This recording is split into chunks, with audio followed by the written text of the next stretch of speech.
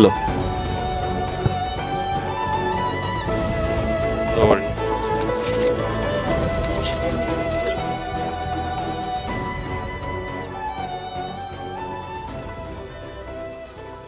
Bravo. Courtesy of Chief Dr. Edebiri, OON, the Esogban of Benin Kingdom. So, well, this is, I present this to you on behalf of my late father for transition to the President of the Federal Republic of Nigeria, who, in a way, in the many ways we know, was also his son.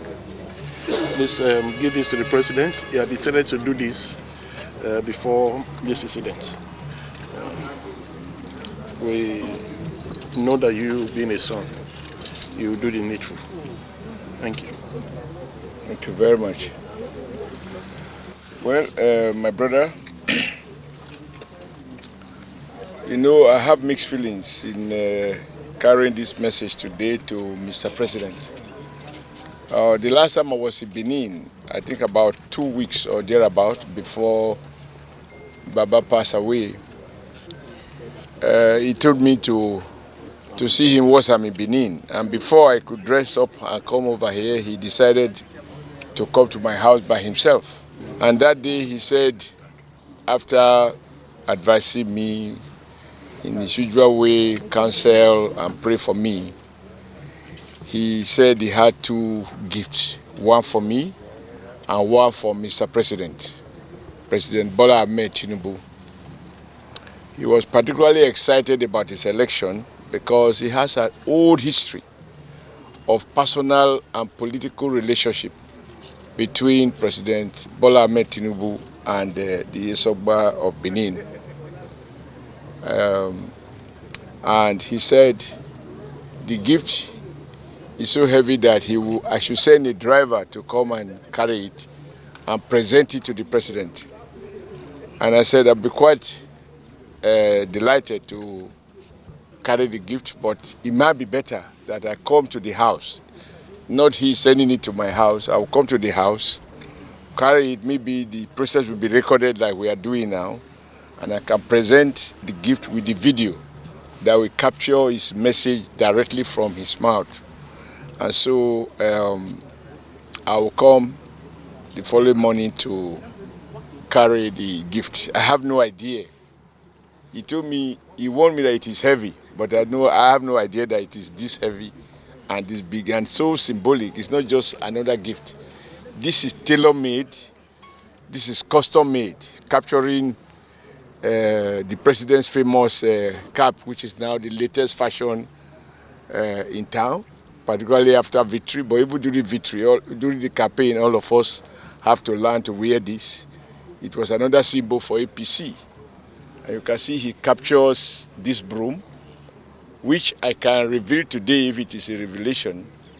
When we were discussing the formation of APC,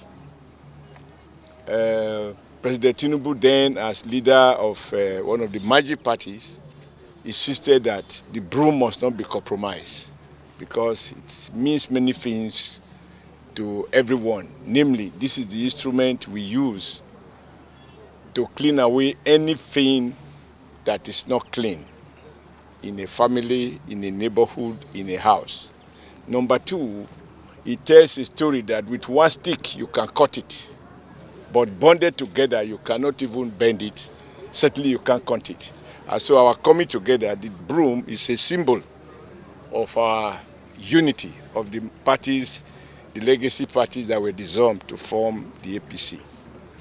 So I had no idea that this is a comprehensive message.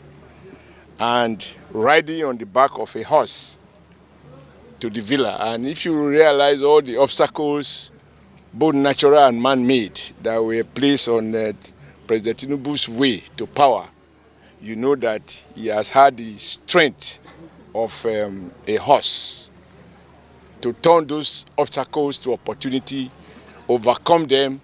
And today is not only the president of Nigeria, but as we speak, the chairman of ECOWAS, West Africa Sub-Region. So this is a loaded gift. It's not just another artwork. This is made, purpose made. Just look at that. Look at the cap. Look at the glasses. And even look at the face. I mean, this is Esogban for you. And that is why when I tell people when they were asking me when am I coming to pay condolence, even me, I'm receiving condolence visit because he was truly a father. Truly, truly a father. The last person to give me a gift till today, and I hope I will receive gift hereafter, is Esogban. He sent me, beside that gift he gave me, during my thank you reception in my village, he sent 2 of his children to bring me yet another gift. So it's not in a manner of speaking. He was truly, truly, truly a father. He was my foster father. And because I senior him, I'm able to say, and we have agreed on that I am the first son of the late Esogban. And I promise you, I'm sure he's seen us, I will carry this gift and hand it over to Mr. President. And I will tell him the negligence is mine, that it was delayed up to now, because I have not been coming to Benin as often as before. So I'm sure the president will be delighted to receive this gift. Although it would have been nicer if he was able to receive it before Baba passed away, knowing President Tinubu, who came all the way from Lagos to attend Esogban's 90th birthday. And on that occasion, I think it was even this place, you know, I danced, he danced with late Captain Osa to celebrate Esogban's birthday. So he wasn't doing so for political reasons. He had a long history. He has a fond memory of Esogban's fatherly advice to him when he was much, much younger. And it is a sad loss to even Mr. President. I'm sure he will, in his own way, send his own message and pay his own condolences. So even at this hour, I want to tell you, I'm happy to receive this gift from my late father and to pass it to Mr. President, President Bola Tinubu. And we pray to God Almighty to bless our departed father and to grant him peace in heaven. When I declared, I made up my mind to contest for the governorship of this great state in 2007. I had to get someone to take me around, very senior chiefs of Benin Kingdom, because you know I did not live in Edo State. I grew up, even though I was born and bred in Edo, in my village, but at the age of 15, 16, I left for Kaduna. I never really know many people here, and somebody told me about him and that we should go and visit with him. And I came here, and he said he has read so much about me, and there are 2 people he would wish that they govern Nigeria, myself and the late Chief Gani Fawehimi.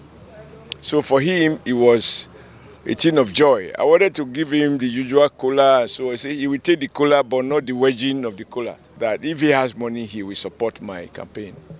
And when I went to see the Oba, he redefined the concept of a politician who is a Benin man in terms of heart, in terms of commitment. And you all cover some of those events. So one thing I found is that he was never reluctant to tell me when he think I've made a wrong judgment. And I made a number of wrong judgments. That is the truth. Arising from the fact that I didn't know too many people. And I thought I didn't want to carry people's biases as my own biases. So even when I'm told that someone is not the way I think he is, my instinct was to say, let me be guided by what I know rather than what other people know. And each time I took a decision that he didn't think was right, he never hesitated to tell me. And virtually in all cases, I ended up regretting those decisions.